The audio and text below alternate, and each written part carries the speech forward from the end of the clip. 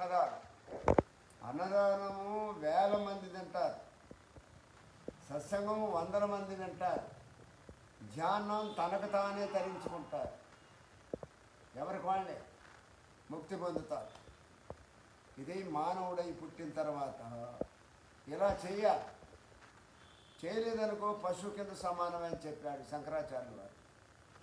ఒక శ్లోకం చెప్పారు, శరీరం స్వరూపం తదా వాకళత్రం దేశచారు చిత్రం ధనమేరుతుల్యం గురోరంగ్రి పద్మే మనశ్చేర్నలగ్నం తతక్యం తతక్యం తతక్యం తతక్యం. అంటే దీని అర్థం ఏంటంటే మేరు పర్వతం అంత ధనం ఉండ, అందమైన భార్య ఉండ, సుందరమైన శరీరం ఉండ, తాను విద్వాంసుడైన, గాయకుడైన, రచయిత అయిన, పండితుడైన, మన రాజ్యానికి రాజైనా సరే గురువు కాడికి వచ్చి గురువు పదము, గురు పాదము, గురు బోధ, గురు సేవ ఇవన్నీ చేస్తే,